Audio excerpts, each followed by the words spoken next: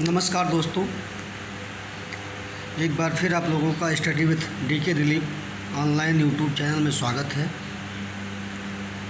आज हम लोग डीएलएड सेकंड सेमेस्टर के सेकंड पेपर में डीपीईपी जिला प्राथमिक शिक्षा कार्यक्रम के बारे में पढ़ेंगे। तो आइए देखते हैं कि प्राथमिक शिक्षा को लेकर के कई सारी योजनाएं, कई सारे कार्यक्रम चलाए गए जिससे शिक्षा का सार्वभौमिकरण और सभी को शिक्षा सर्वसुलभ हो, उसका लक्ष्य पूरा किया जा सके। तो आइए देखते हैं कि डीपीईपी में क्या है, इसके उद्देश्य क्या हैं, इसके प्रमुख पक्ष कौन कौन से हैं, इनकी विशेषताएं क्या हैं। देखते हैं कि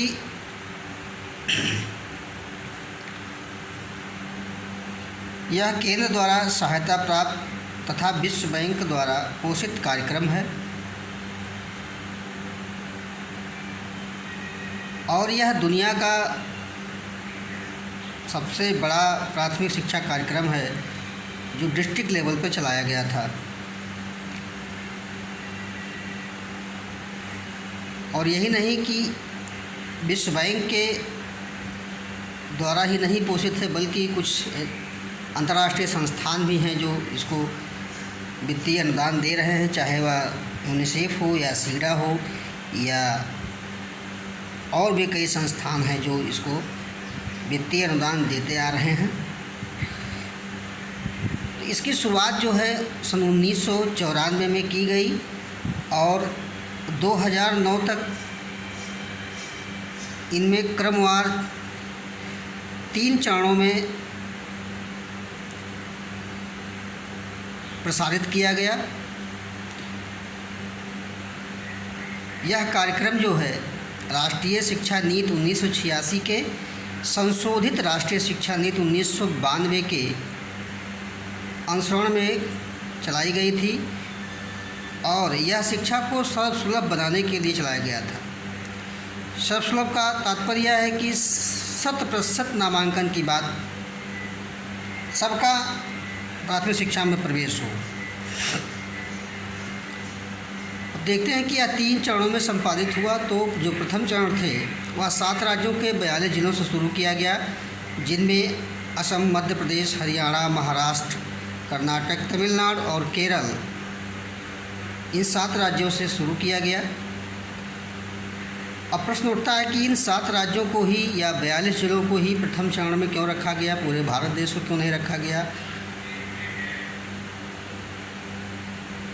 तो देखने को मिलता है कि इन 42 जिलों को लेने का जो मुख्य उद्देश्य था वह इन जिलों में प्राथमिक शिक्षा को लेकर के, चाहे वह क्षेत्र वाइज, चाहे वह लैंगिक भेदभाव या प्राथमिक शिक्षा विद्यालय की उपलब्धता न होना, इन सारे चीज़ों को मिला करके यहाँ पे कहीं न कहीं कमियाँ देखी गई। इस नाते से इन जिलों को चिन्हित करके प्राथमिक शिक्षा के प्रसार में यह कार्यक्रम चलाया गया और इसके सफल होने के नाते दूसरा चरण भी चालू किया गया और उस समय उत्तर प्रदेश को भी इनमें शामिल किया गया, बिहार को, पश्चिम बंगाल को, आंध्र प्रदेश को, गुजरात को, हिमाचल और उड़ीसा को रखा गया। और साथ साथ में जो प्रथम चरण के 7 राज्य थे वह भी मिलाए गए, क्योंकि इनका कार्यक्रम पहले से चल ही रहा था। तो 7 और +7 स्टेट, 14 स्टेट हो गए दूसरे चरण में, जिनका कार्यक्रम सफलतापूर्वक चल रहा था। अब बात आती है तीसरे चरण की। तो तीसरे चरण में 18 राज्यों को शामिल किया गया और इन 18 राज्यों को शामिल करने पर 273 जिलों में इसका विस्तार हुआ। और यह परियोजना जो है, यह कार्यक्रम जो है 1994 से लेकर 2009 तक 3 चरणों में चलाया गया। तो हम देखते हैं कि यह केंद्र द्वारा प्रायोजित कार्यक्रम है और विश्व बैंक द्वारा पोषित है। 1994 में शुरू किया गया, शिक्षा को सर्वसुलभ बनाने के लिए चलाया गया, 3 चरणों में चला पहले चरण में 7 राज्य, दूसरे चरण में 14 राज्य और तीसरे चरण में 18 राज्य, और कुल मिलाकर 1994 से लेकर 2009 तक यह 3 चरणों में चलाया गया। अब हम इसके उद्देश्यों को देखते हैं। तो उद्देश्यों को देखने में हमको जो पहला उद्देश्य देखने को मिल रहा है वह है सभी को शिक्षा सर्वसुलभ हो, अर्थात शिक्षा का सार्वभौमिकरण, अर्थात 100% नामांकन की बात की गई। सर्वसुलभ शिक्षा सभी को कहने का मतलब यही है कि सबको प्राथमिक शिक्षा मिले, और इसके लिए प्रत्येक ज़िले को ध्यान में रखकर यह किया गया, क्योंकि इस कार्यक्रम का नाम ही जिला प्राथमिक शिक्षा कार्यक्रम है। ज़िले को लेकर के ध्यान में रखा गया था। तो जिला वाइज यह प्राथमिक शिक्षा की सर्वसुलभता की बात उद्देश्य में रख करके किया गया था। दूसरा उद्देश्य है कि बच्चों को स्कूल में बनाए रखना, अर्थात बच्चों का स्कूल में रोके रखना। मान लीजिए 100% नामांकन हो गया, लेकिन यदि उसमें से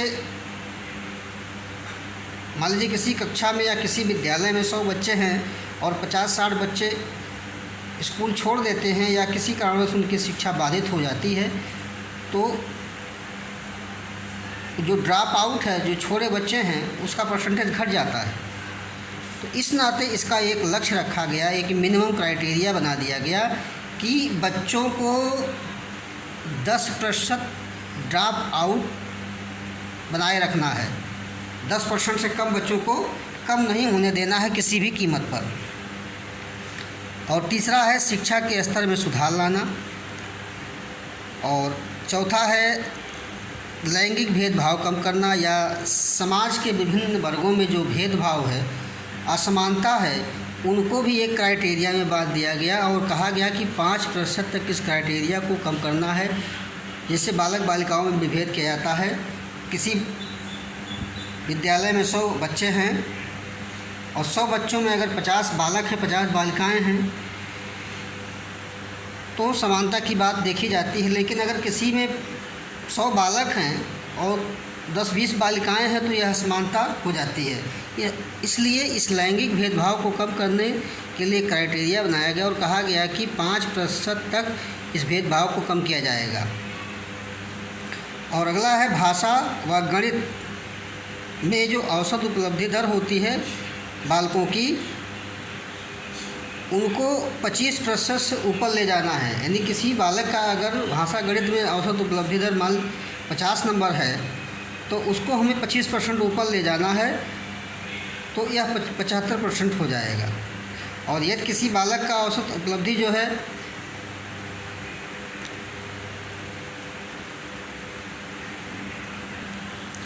स्तर नहीं प्राप्त कर पाता है तो इस उद्देश्य की प्राप्ति नहीं हो पाती। और अन्य विषयों में न्यूनतम 40% उपलब्धि स्तर प्राप्त करने की बात की गई। भाषा और गणित के अलावा जो अन्य विषय हैं, अन्य कौशल हैं, उनमें भी न्यूनतम 40% उपलब्धि स्तर प्राप्त कराई जाए। और इसके साथ साथ ही सामुदायिक सहभागिता का भी रखा गया, बालिका शिक्षा को भी रखा गया और वैकल्पिक शिक्षा पर भी बल दिया गया। अब इसके बाद हम क्रियान्वयन का अध्ययन करते हैं।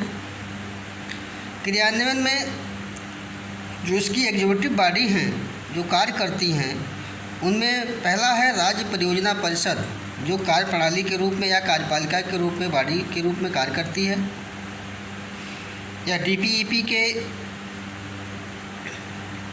कार्यप्रणाली को एक कार्य रूप देती है।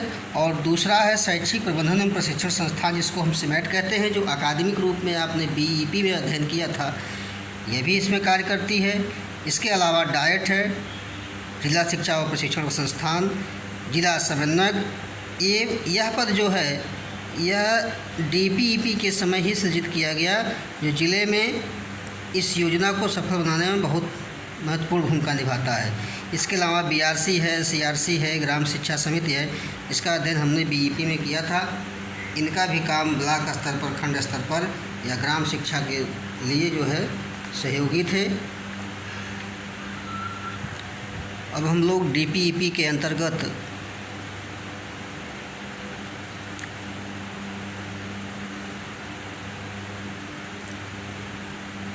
प्रमुख पक्षों का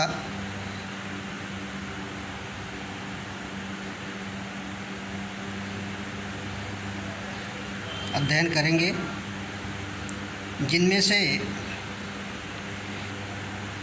3 पक्ष देखने को मिलते हैं, जिनमें है पहला भवन एवं संस्थागत क्षमताओं में वृद्धि करना।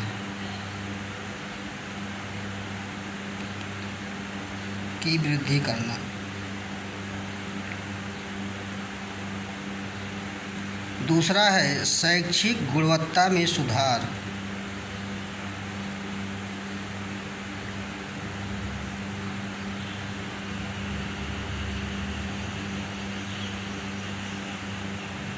और तीसरा है प्राथमिक शिक्षा का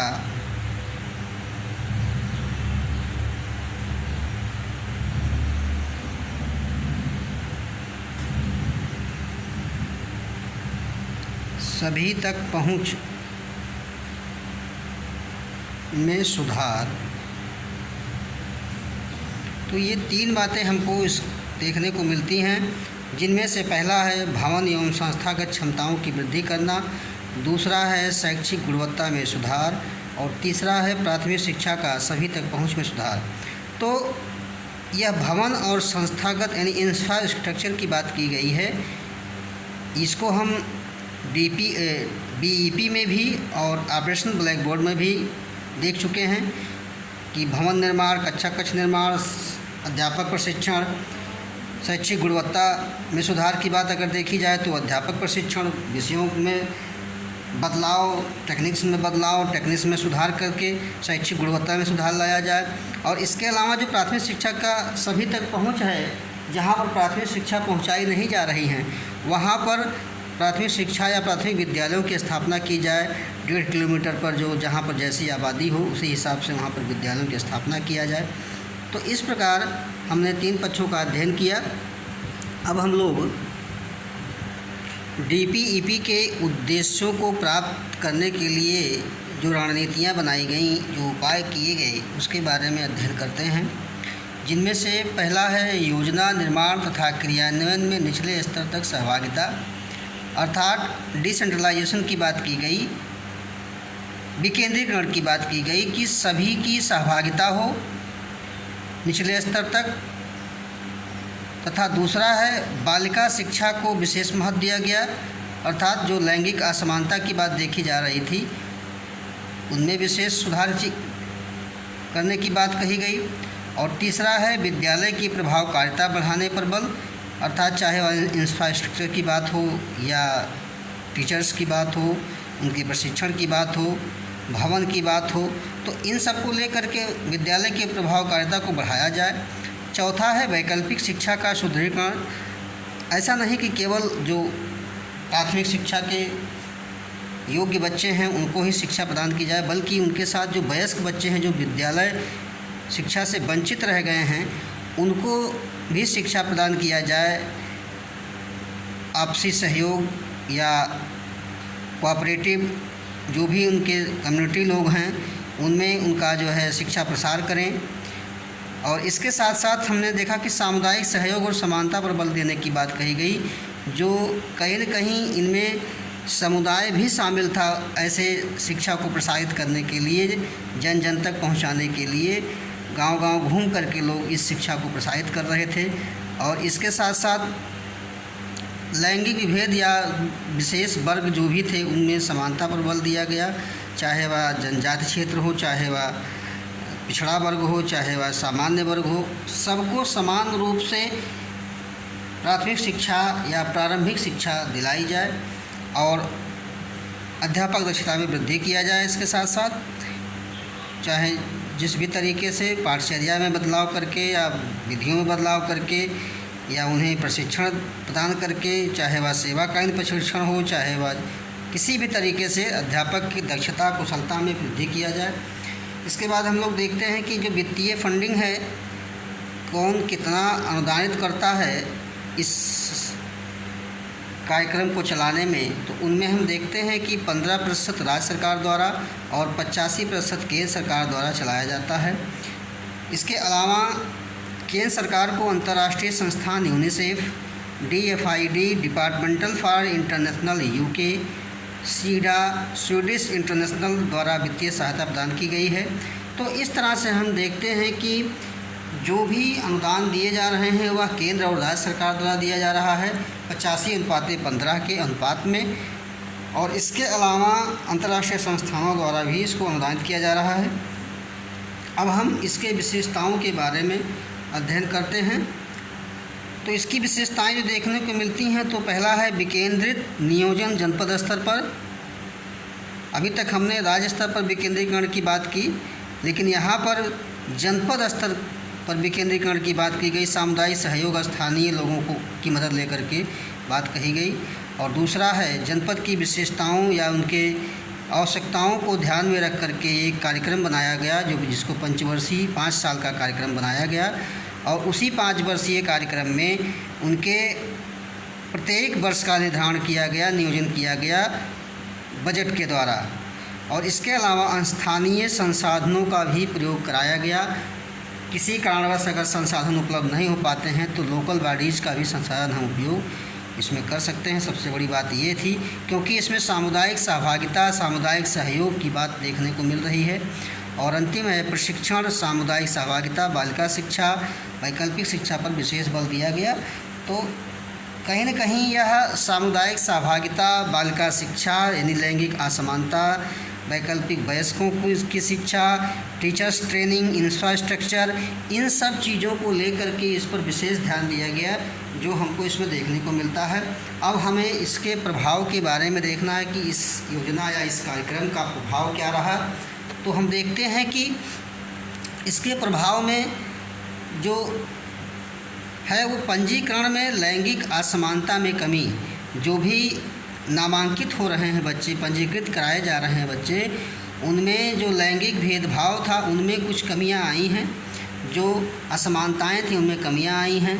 दूसरा है उनके उपलब्धि स्तर में कमी आई है, चाहे वह बालक हो चाहे वह बालिका हो। और तीसरा है क्षेत्रीय असमानताओं में कमी आई है, जो क्षेत्र विशेष को लेकर के असमानताएं थी उनमें भी कमी आई है। किसी कारणवश अगर वहाँ पर कोई सुविधाएं उपलब्ध नहीं हो पा रही हैं तो उस कमियों को दूर किया गया इस योजना के तहत, इस कार्यक्रम के तहत। और अंतिम है उपलब्धि स्तर में सुधार किया गया, चाहे वह टीचर्स अचीवमेंट को लेकर के हो या शिक्षार्थी अचीवमेंट को लेकर के हो, नामांकन अचीवमेंट को लेकर के हो। कहीं न कहीं इन सारी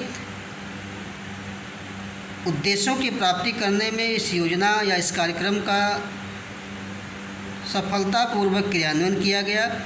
और इसके साथ ही हम आज का लेक्चर यहीं पर समाप्त करते हैं। धन्यवाद।